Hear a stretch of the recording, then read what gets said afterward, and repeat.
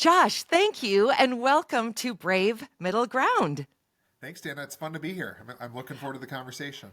Well, I'm delighted that you could make time for me. I know you are, at the time of this recording, about 25 minutes from getting in your car and driving to Bismarck to start the legislative session. So thank you for making time for this. Um, so my first question for you, Josh, is just what does middle ground mean to you, however you want to position that in your life? Yeah, so working in policy making, middle ground is something I think we should work. Well, we need to do a better job of working towards. I think it used to be the norm in policy making in terms of compromise, right? Another term for middle ground in my world is compromise, and so you have an idea or someone else has an idea, and you try to work towards a shared solution or shared value.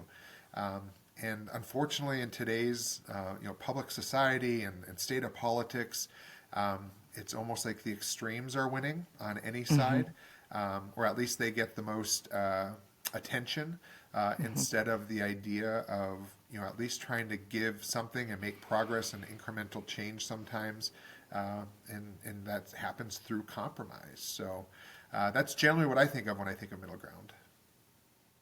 Yeah, compromise is a kind of a triggering word these days, I think, because it's almost become a dirty word in the sense of, as you said, these very, very extreme left and rights not being particularly interested, seemingly, in finding that place where the great majority of us live, and seeing it as a weakness as opposed to a sign of sort of the good for many. Right, right. Yeah, especially when you think about the middle is, I think, the majority of people, whether it's our neighbors, the people in the state of North Dakota, Americans, people generally live in that middle in terms of their opinions or what they think about things. But, the loud voices are winning right now, and our political structure, I think, rewards that, especially when I think of the primary system and the two-party system. The inability to try to come up with new ideas or new ways of doing things is a challenge in many states as it relates to our elections. So, yeah, and so until I think voters or the public decides to have a greater conversation or desire to reward compromise again versus penalizing extremism, I think we're stuck for a little while until we can find a different way to do things. Yeah, I went back to do a little bit of research on North Dakota politics because I was born under a Democratic governor. Most of our lifetime, our federally elected three legislators were Democrats. I mean, I was shocked to go back from 1960 to 2019. Our number one senator was a Democrat. First of all, Quentin Burdick served almost as long as you've been alive, so third longest serving senator in the country. But then our second senator from 1987 to 2011, and our representative from 1981 to 2011, all Democrats, even as our local politics, our state politics seemed to be trending more conservative. There was this understanding or maybe appreciation for the standing that those three positions had in Washington, D.C. What's your take on that time, which is now about 10 years old, and where we are today, which is, as a state, red, red, red, and getting redder? Yeah, it's it's interesting because that's my introduction to public policy and politics was around 2005 and then onward. So working on campaigns and then myself getting elected in 2012. So that was my introduction to politics was basically the end of those long-serving 10 years of good public servants in Conrad and Dorgan and Pomeroy, and then Senator Heidkamp, specific to the Democratic NPL party. Um, it's interesting because I do see, especially at the local level, see that growing conservatism or extremism, as I see it. It's not even necessarily conservatism because it's not about individual choice and liberty and the opportunity to make decisions that's best for your family. But it is, again, I'll use the word extremism. But I am seeing a fight within my Republican colleagues of folks trying to find some form of moderation. I think of, even though Senator Hoeven, who's a Republican and a long-serving public servant of North Dakota, was former governor, president of the Bank of North Dakota, fellow Bishop Ryan High School alumni with me. But he has not been someone who is seen as at least leading in extremism. Right. He's always been trying to make sure he's doing what's best for North Dakota. There's things I agree with and don't agree with. Whereas then you have Senator Kevin Cramer, who is generally a little bit, has no problem saying some outlandish things or trying to out-extreme other people. But even the return of Congressman Kelly Armstrong to North Dakota as our new governor, I'm hopeful that he's able to, as the leader of his party, kind of stand up to some of that and say, this isn't how we do things in North Dakota. We've actually seen, what I see as a silver lining is, the primaries in the Republican legislative races this year. It's, we're talking right now, January 2025, so it was June of 2024. But while South Dakota, the extreme legislative candidates won those primaries, in North Dakota, the vast majority of our what we'd consider moderate or reasonable Republican legislative candidates outran the extreme candidates, up against some strong campaigning and money spent against them, but they were able to succeed. And so I'm hopeful that if nothing else, that gives some support to those legislative candidates, again, Governor Kelly Armstrong and others, to say, North Dakotans want people who are going to get stuff done, not just make a lot of noise. Yeah, that's an excellent point. I have always said, when I'm talking about North Dakota from my perspective outside of the state, that certainly it's way more conservative than I'm comfortable with, than I wish it were, way more conservative than I am personally.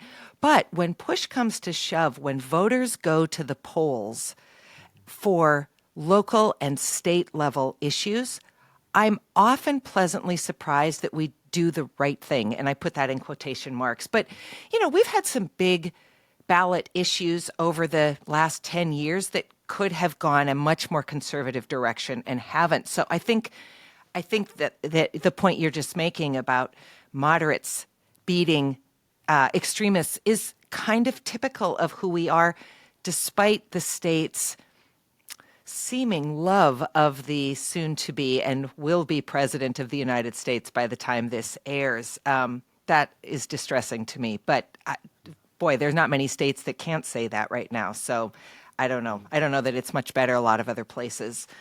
I did some other historical digging, and you may or may not be able to add to this, because I certainly, in my research, do not feel like I've come away an expert.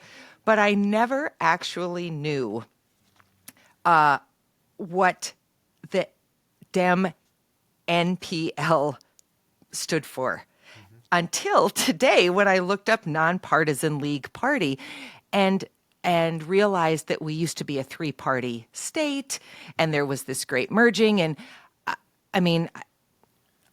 there's this interesting facet to North Dakota about how anti-socialist so many people say they are, and yet how relatively socialist we kind of are by having a state-run bank and some other state-run public-private entities. So what can you enlighten us with in that realm, Josh, if anything? And if not, that was a bonus question I'm just throwing at you.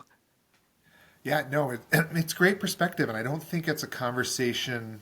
When I took 8th grade North Dakota history, I'm sure it was talked about. I just don't remember it, because it probably was a subject of one day. That's what I would say too. A longer conversation. But when we really look back to that Nonpartisan League roots, and they actually had just a very short time of leadership. It was certainly less than a decade, but they worked with the Democrats, who were the Democrats at that time, and overtook the majority. But in that short window of time, as you alluded to, in response to us being a small rural agrarian state who felt we were being treated unjustly by Minneapolis banks and Minneapolis grain mills and the railroads, created our own systems to benefit North Dakotans first. So the Bank of North Dakota, the State Grain and Elevator. As I understand, I think we were one of the first states to have a public service commission. So North Dakotans regulating the railroads and telecommunication infrastructure and things like that, making sure we had strong rural connectivity. And that legacy, 100 and some years later, is still alive and actually what makes us as strong as we are today as a state.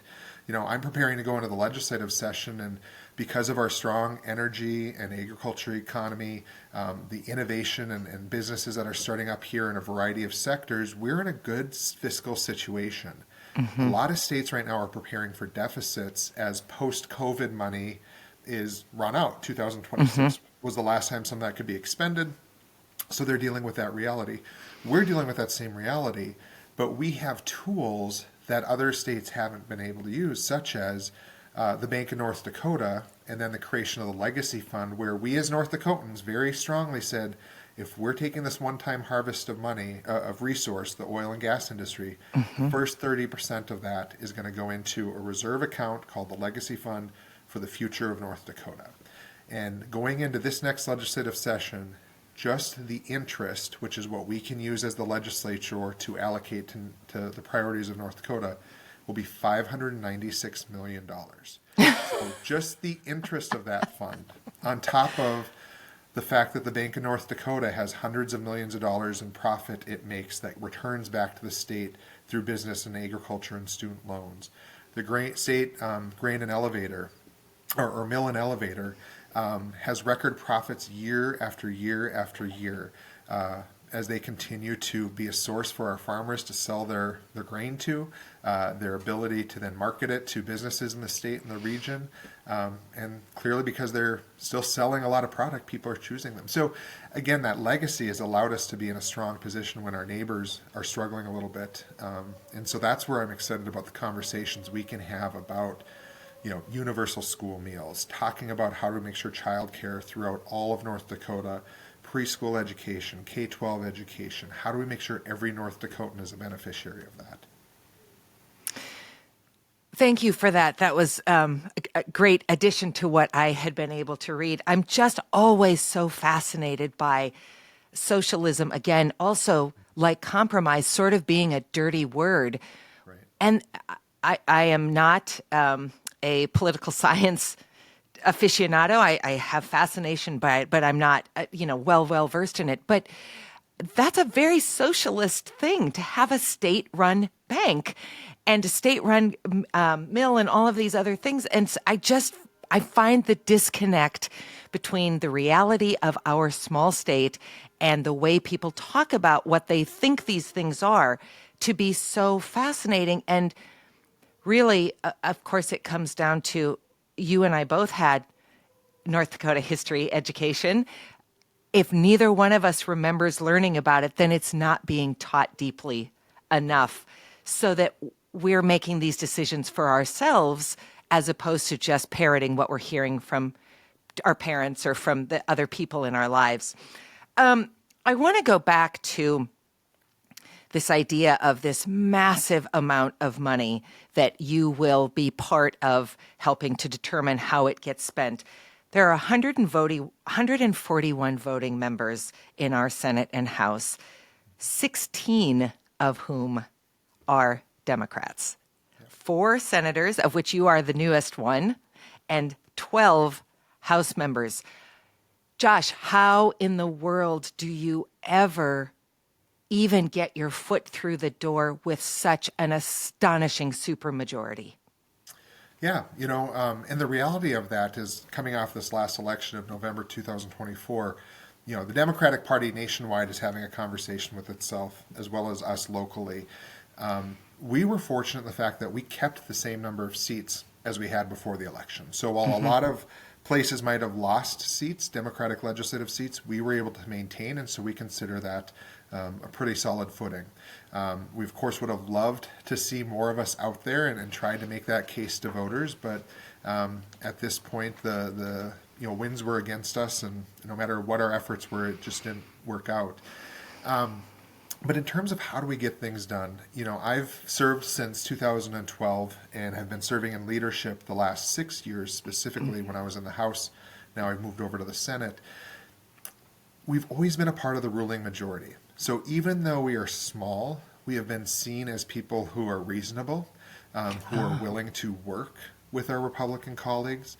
And the reality of, if I need legislation passed, especially if it's something vitally important to a constituent or a stakeholder group that I'm a member of or advocating on behalf of, sometimes the bill's not in my name anymore. It's finding a Republican colleague who agrees and supports that and helping them behind the scenes and getting the work done, but making sure it gets passed. Because the reality is that, when a bill becomes law and it goes in the Century Code, it doesn't say, Representative Delval next to it in terms of who it, right? But it becomes a law that impacts and hopefully improves the lives of North Dakotans. And so we've been a part of that ruling majority. The growing divide within the Republican Party itself, both locally and nationally, has allowed that to happen. But in the end, again, regardless of Republican, Democrat, the majority of legislators are really advocating what's best for their community. We're citizen legislators, and so I have no full-time staff to depend on. I answer all my emails, do my research, and work with some folks in the state capitol who help us get some things done. But at the end of the day, I spend more time in my community. So the people who reached out to me to ask me to vote one way or the other, I'm going to see in the dairy aisle at Hornbacher. Yeah, I'm you going to are. see them in downtown Fargo at the Fargo Theater. I'm going to see them walking the neighborhood as I'm out, getting my steps in. So that accountability, I think, really plays an important role, and actually is an opportunity. I tell people who are advocating for certain things that get to know your legislator. We are the same people as you are. We don't have necessarily offices and staff and spend all our time in Bismarck. Just get to know them. Let them know who you are. You don't have to advocate for one thing or the other, but that way, when you do reach out and you need something, they're going to remember you as the person they had coffee with or a beer with or sat down in a park and had a conversation about your family, and they're going to have a better understanding of where you're come from. A number of years ago, I was the board president of an organization called Arts North Dakota that was the advocacy nonprofit for the arts sector in the state. And our executive director came up with this fantastic idea. He kind of created baseball cards for our 141 legislators, and they just had, basically the information that you can find online, but it just simplified the process, because our goal was to really get people to do exactly what you're talking about. Take a legislator out for coffee, meet them in your community. If they're your legislator, they probably live just about on your block, except for the very rural parts of the state, which cover huge swaths of land. But in Fargo, your neighbors are your constituents. So you're right. You are going to see them. If you're buying healthy food or naughty food, you're going to find them and they're going to know what's going into your cart. But what was so distressing to me was how almost impossible it was to get somebody to actually do the work of saying, Senator Boschee, I'd love to sit down with you and talk about fill in the blank. People just were so reluctant to make that ask. So I'm curious, how often do you have people reaching out to you, and how do you navigate the complexity of my wants and needs maybe not matching anybody else in your constituency? Yeah. Well, first, let me talk about that work that the arts advocacy group you guys were working on, and the one thing I try to tell folks who are interested in an issue, whether it's advocating for type 1 diabetes kids, whether it's advocating for certain form of sales tax relief or income tax relief, is remind them that yes, I try to say, I'm your neighbor, I live in your community, but really what you're doing by not engaging us is you're giving us more power that's undue to us, right? Like you're giving up your agency and your power of being someone who knows some things about some things, has some life experiences I could benefit from hearing about. And so the power you think we have is only there because you're giving it to us. And you can take some of that away, not in like a violent way, but take it away by saying, I'm your neighbor. You're going to hear from me. I'm really concerned about XYZ issue in our community, and I'd love to work with you on a solution, partner with you and be there. And I've always loved, especially the arts advocates, and reminding them that when I ran around the state in 2018, running for Secretary of State, I was blown away how every community had some sort of a dinner theater they did once or twice a year, had their own little, art gallery or annual event that was going. So the arts was alive in their community. And so I'd often say to them, I was like, this isn't foreign to my colleagues who are voting on the Council of the Arts budget, but they don't recognize that it's a connection to the work that you do in your community. So help them get connected, remind them or make sure you invite them to that dinner theater with you and your friends. And they're already probably there because they're just like everyone else attending something that's happening in their community, but making that connection of, this is funded because of a nice small grant from the Council of Arts, which is funded by the state of North Dakota. And actually, if you're willing to increase that budget a little bit, we could probably do this twice a year. You had such a good time, right? And so helping people, I think, make that connection is important. Excuse me. And then in terms of remind me what your second part of the question was. If you I wonder what it was. how do you said something about balancing the needs of the request. Oh, right. Yes. Thank you. How do you manage the fact that if, let's say you've got just 100 people and there's 100 different asks, needs, expectations, how do you navigate all of that when you are one person who, by the way, doesn't do this full time? You're also trying to sell houses and have a life and, be a son and a partner and a neighbor and all those things. How do you do that? No, it's a good question, especially as somebody who always wants to help. I'm practicing learning how to say no in a kind, gentle way to folks, especially if it is a constituent. That's hard, right? I'm responsible to them, whether they voted for me or not. And so part of that is, I think, just also understanding that there's a couple different ways that things happen. Of half of those requests that come in actually don't need a state law fix. It might be a conversation with a state agency who just has to change an internal policy, or connecting them to a group of people who are already working on that. There's a number of folks that I'm able to, quote unquote, hand off to other legislative colleagues who that might be their sweet spot. So, Representative Brandy Pyle out of Castleton, anything having to do with some of the Veterans Affairs things, I'm able to say, Representative Pyle's a great resource here. I'll work with you guys on it, but let's check with her first. So being able to partner with my colleagues and state agencies and understanding the different ways that things can be changed is helpful. But in the end, there's still requests. We go into session here in a few days. By the time this airs, we'll have been in session for a little while. There's still, every day I get an email from a constituent who's now just understanding because they saw a news story that we're going into session. And so the thing that I wish they would have maybe talked to me about in July, they're talking to me about today. And so some of it is just trying to find a way to make that work if possible. And in some cases, it's just a matter of, I'm really sorry, I'm tapped with the resources I have. So let's put it on the list for next time or see if there's another way we can get what you need in the immediate time. And people are generally good about that. So.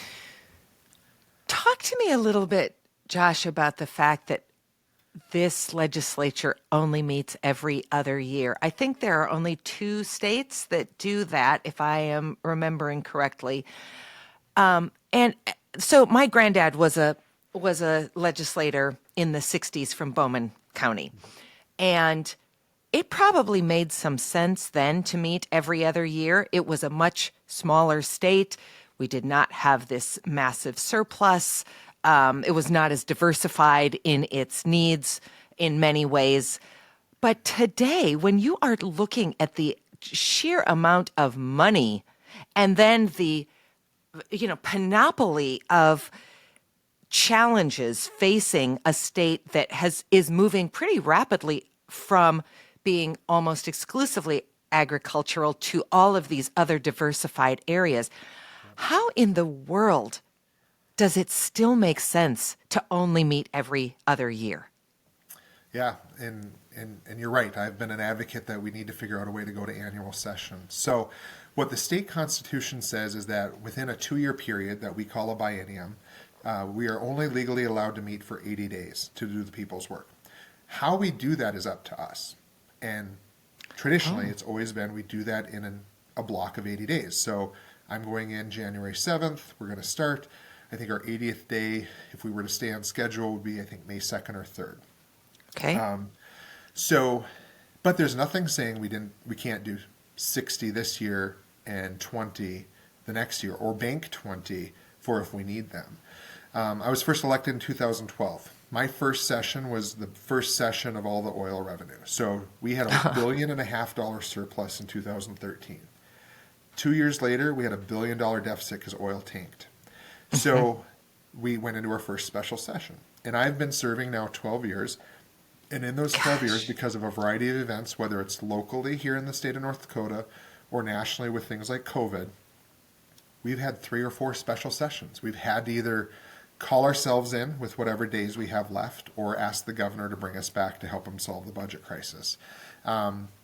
And so I think those are just examples of exactly like I said, we are just a very diverse state now. We have needs.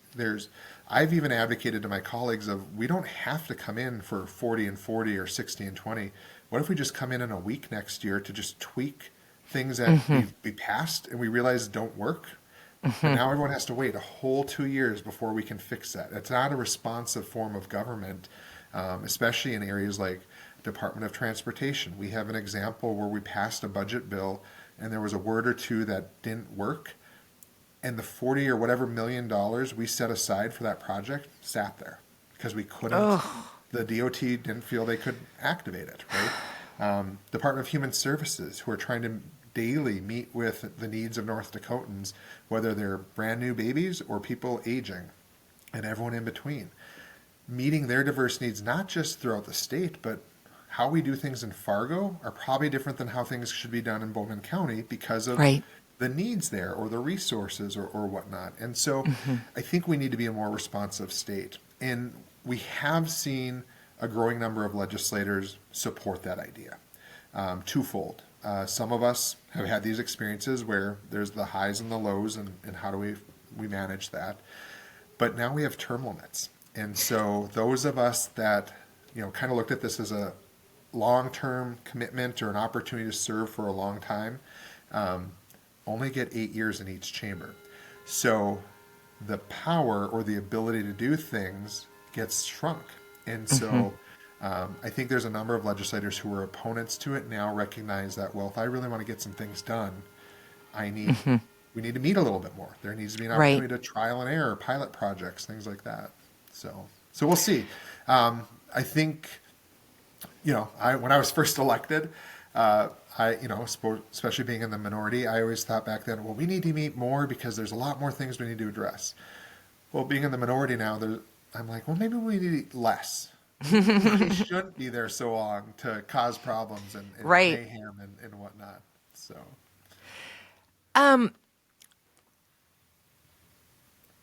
is politics as awful as it feels like it is? No, I don't think so. I mean, there's certainly the moments, but what you're experiencing and what probably most North Dakotans experience is the headline of the news story. And that's driven by what might be part of the extreme or what's the most sensationalized thing, what's getting the most clicks. Yeah. Versus, the reality is 80 to 90% of what we do passes with large majorities, very bipartisan. We're making government work. It's that noisy part, those obnoxious bills that we spend a lot of time hearing about. And that's what's unfortunately, I think, defining states like North Dakota is when people see headlines about us saying, LGBT North Dakotans don't have workplace protections, or we're not going to allow doctors and women to make healthcare decisions that are important to them and their family. People now have choices of where they move and where they live. And so trying to manage that at a time where, again, the majority of what we do, this is a session I've been telling folks of opportunity. All our piggy banks are full. We have resources coming in. There's high needs when we talk about housing and homelessness, childcare, hunger, as those problems continue to grow in our state. But we could really champion it. Think back to what the NPL didn't know what they were really, they knew what they were doing, but they didn't understand the impact of what they were doing probably.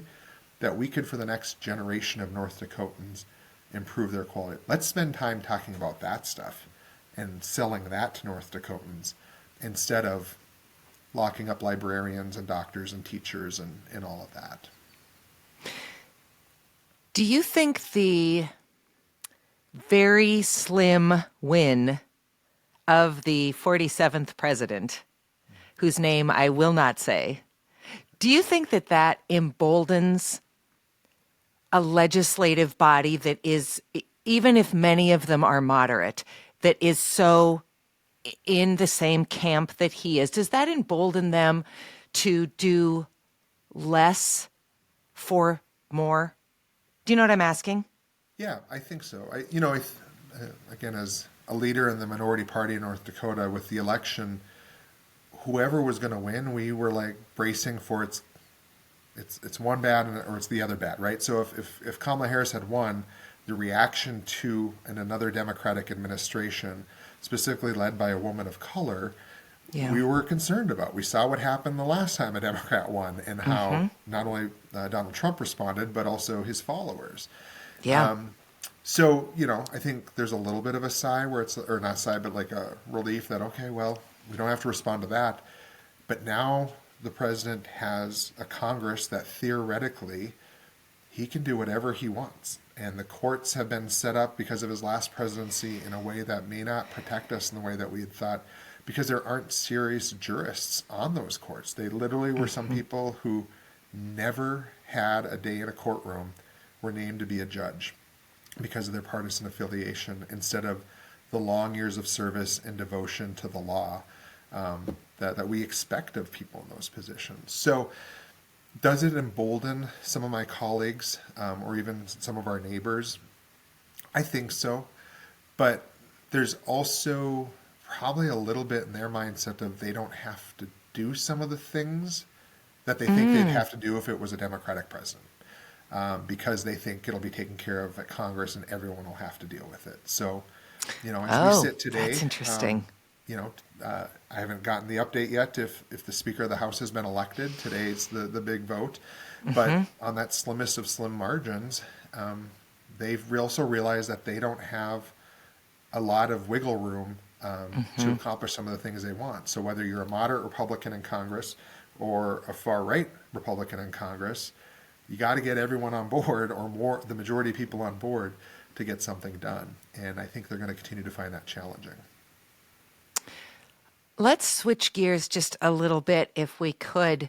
You were the first openly gay legislator in the state of North Dakota, and now there are 3 openly gay legislators, which is, I guess, by a percentage count, a pretty good growth in percentage over this time. So that's a positive, I think, in many, many ways.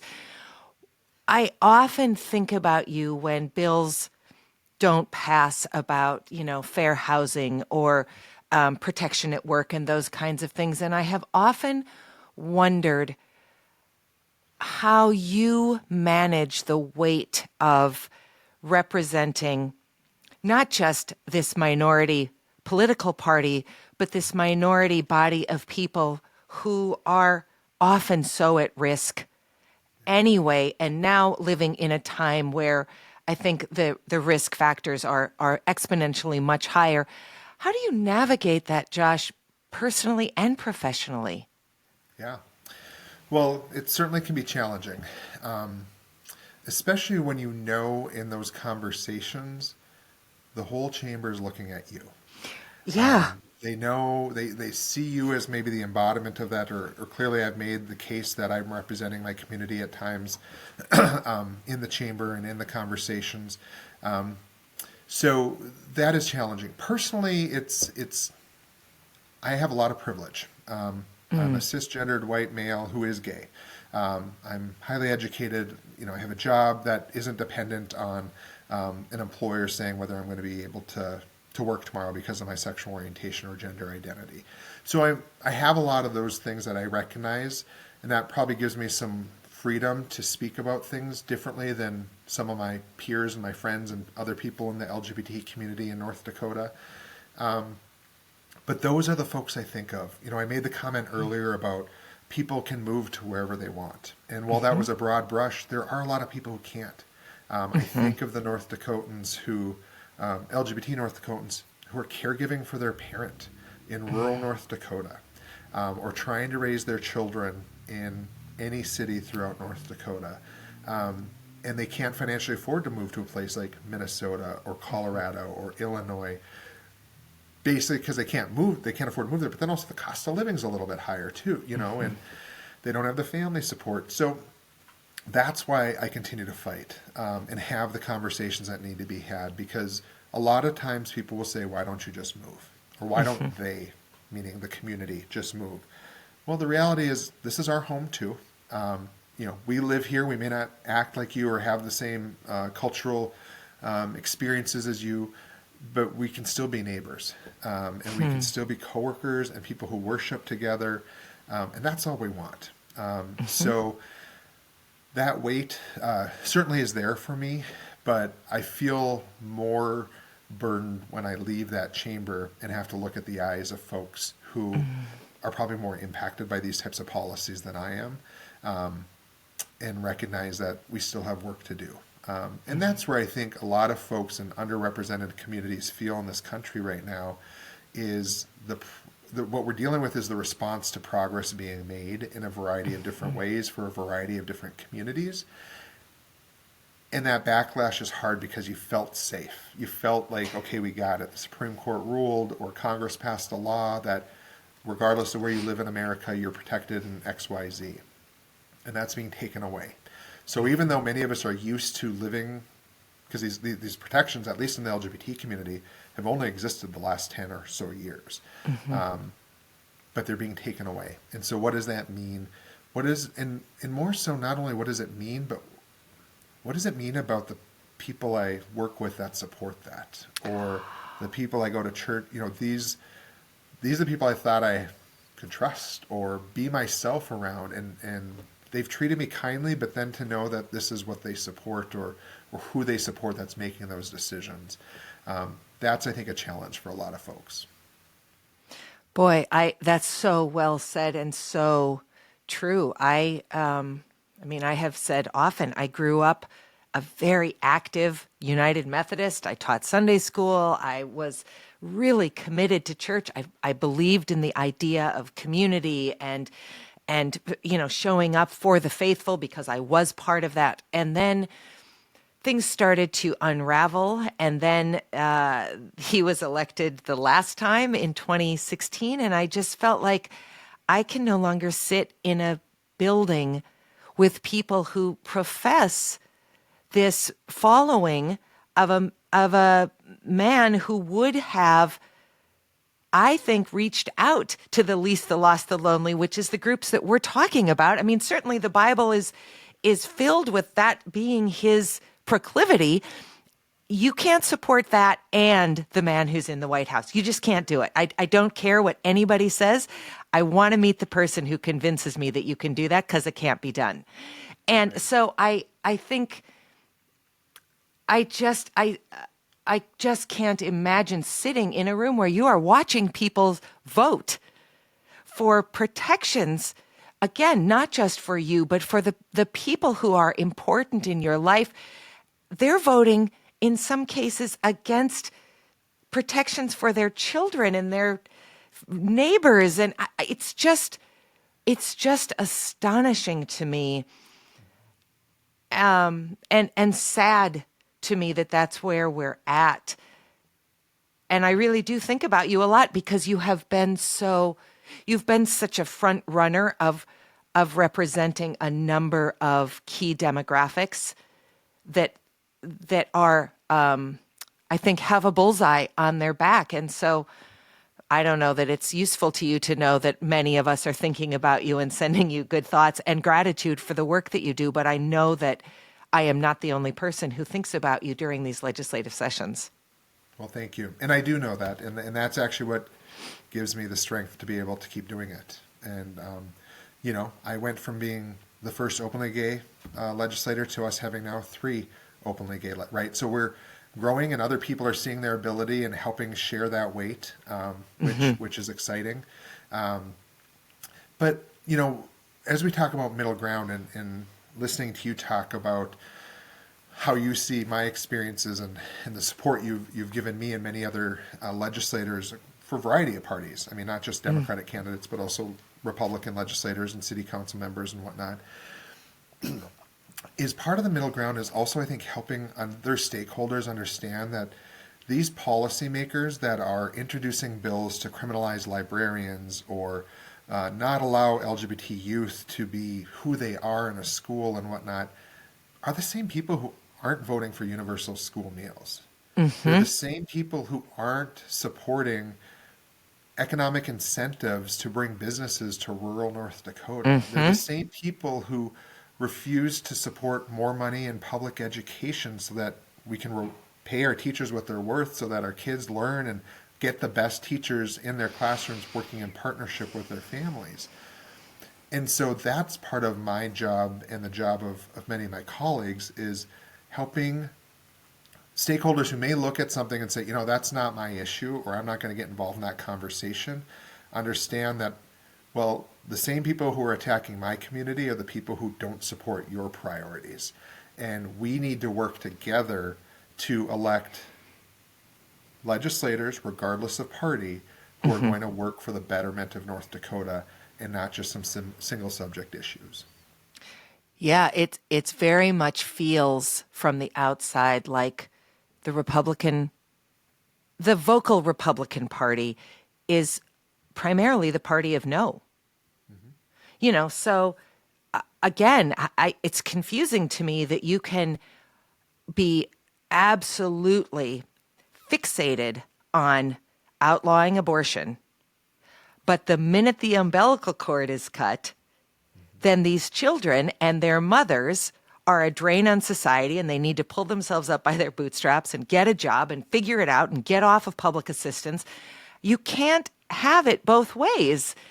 The pregnancy leads to a child, and often that child is born into difficult circumstances. Not always, but often. And if you're not going to help the child and the child's mother or the foster family or the grandparents or whoever's raising this little person, then I'm not really sure that you're a pro-life person. Right. Yeah. Yeah. Representative Kathy Hawken, a Republican from South Fargo, often would say that, you're not pro-life, you're pro-birth. Yes. And, she was an educator who expanded, because of her work, and unfortunately she died a little over a year ago, but her work of, we have greater benefits for childcare assistance because of the work she did in her last session. She was advocate for making sure we had special ed funding and pre-K funding because she understood, let's take care of the future generations of North Dakota. And by doing that, investing up front, which is real fiscal conservatism, if we invest in babies and children and family, we don't have to worry about necessarily full prisons anymore or families living in as much poverty as we're experiencing now because, one of our former directors of Health and Human Services a couple of sessions ago, it was a light bulb moment when he said it. He's like, we put billions of dollars in our K-12 and higher ed system. We put barely $100 million, if that, towards pre-K supports and interventions. So if we even just took a little of that to put down here, we'd have higher outcomes, we all know, as we all progress through our lives. But that's where, again, I think of true fiscal conservatism then, is those upfront preventative interventions that can happen so we save money in the long run. In the long run, it's way cheaper to educate a child than to jail them. Yes. Yep. Yeah. And again, Okay. we have a problem paying for their meals while they're in school, but if they were in juvenile detention, they would have 3 meals a day and health Yeah. care and all that we'd be paying for. Yeah, it feels so bleak, so bleak in so many ways. So I want to end on, I hope, a happy note to send you on your way west to Bismarck. What do you love about your job as a representative and now soon to be Senator, Josh? Yeah. I truly love the ability to help people. Like I said, when we get these calls from folks, the ability to either help find a solution, whether it's a legislative remedy or a connection to our congressional delegation because they're dealing with the VA benefits that they deserve, navigating those structures with them and understanding that sometimes government itself is the problem, the bureaucracy we've created that becomes a barrier to ability for people to access resources or assistance. But I really feel fulfilled when I know I can help folks. And on the flip of it, when it's harder to, it's an uphill battle or it's a fix that may not be as easy, that can be defeating. But the opportunity and the privilege to go to Bismarck, represent my downtown and North Fargo neighbors and the friends and family I have across the entire state, it's truly a privilege. And I'll do it as long as I can and as long as people will keep sending me there because I know that they are standing with me. Folks like you, Dayna, are standing with some of us. And that gives us power and the ability to get up every day and against strong headwinds, still make good progress. I don't let our numbers define us. It's our actions every day and the work that we do that really proves our success as the minority caucus right now. Well, I'm so grateful for your time, both today, but also the time that you have given as a legislator. You are so accessible. I really want to leave people with this idea of your legislators are your neighbors. They're the people whose kids play on your kids' sports teams and in their bands, and you go to church or temple or synagogue or coffee together or however it is you're spending Sunday mornings, and you care about the same stuff. You're all binge watching, whatever new stuff comes out. All they are people who took up this call to represent the rest of us. So do your job as a citizen and get to know the people who represent you. I loved what you said, Josh. You have more power than perhaps you should because not enough people are standing up and saying, hey, wait a minute, I would love to be a part of this. You don't only need to be elected to be a part of how government happens. And in a state like North Dakota, where we are, 1, maybe 2 degrees of separation from anybody, that is truly one of the gifts of a little state. There isn't anybody you can't get to. And that's pretty shocking. I would prefer that everybody leave their gun at home when they're reaching out to get to these people, but you can get to them. Yeah, absolutely. Absolutely. And Dayna, thanks for letting me be part of this podcast. I look forward to being an avid listener and helping promote it because I think the more, people are connected in different ways now. And conversations like this, people love to learn and participate as observers. So this will, I think, allow a lot of people, especially in North Dakota, to connect with others. But also, I think, for us to learn about some of the great North Dakotans we don't even know about yet and the amazing things they're doing throughout the state. Well, thank you. I so appreciate everything about you, Josh, and I loved our conversation. Everybody else, we'll talk soon. Take care.